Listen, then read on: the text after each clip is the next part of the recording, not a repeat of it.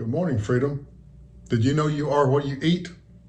That is a phrase or expression implies that what we eat eventually affects our lives.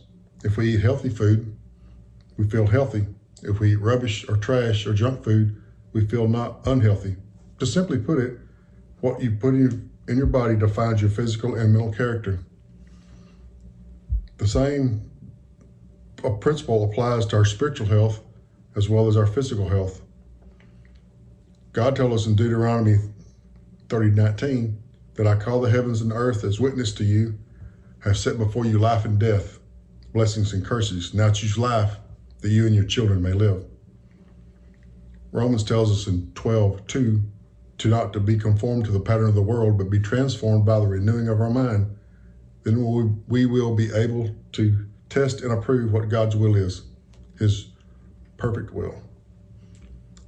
Jeremiah 29:11, God told us, I know the plans that I have for you, declares the Lord, plans to prosper you and not to harm you, plans to give you hope in a future. Easy, right? Well, there are a couple of factors here that struggle against what God has planned for us. Number one is our sinful nature. Romans 8:17 says, the mind governed by the flesh is hostile to God. It does not submit to God's law, nor can it do so. Romans 7:18 says, for I know good itself does not dwell in us, that is in my sinful nature, for I have the desire to do what is good, but I cannot carry it out. Another factor is the enemy of God and his children, Satan. John 10:10 says, the thief comes to kill, steal, and destroy. I have come that they might have life and have it to the full. Satan comes to steal our joy, our peace, and our focus. He comes to kill our dreams and visions for our life, and he comes to destroy our purpose. But the tongue has the power of life and death, and those who eat of it will eat its fruit.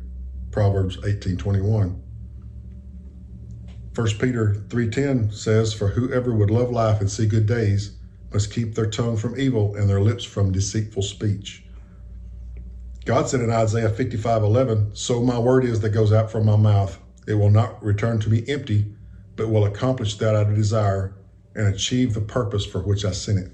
So I encourage you today to speak the word of life over yourself and over your family and over your situations. Insert scripture that speaks to those specific areas. Write them down and say them out loud so you can hear with your own voice what God says about you. For instance, say I am blessed. Deuteronomy 28 has 15 verses that describes the blessings of obeying God. Write them out and say them out loud. You can say I'm a child of God. 1 John 5:1 says everyone who believes that Jesus is the Christ is born of God. And Romans 10:9 says if you declare with your mouth Jesus is Lord and believe in your heart God raised him from the dead, you will be saved. You can say I have the wisdom of God in every situation of my life today. James 1:5 says if I lack wisdom, I could ask God who gives me generously without finding fault, and it will be given to me. So feed yourself the word of life. Say the words over yourself and over your family and over your situations. Write down the scripture references. Be willing to allow God to change your perspective, and soon you will realize that your mind is being changed. It's being renewed, just like Romans 12:2 promises us. Have a good day.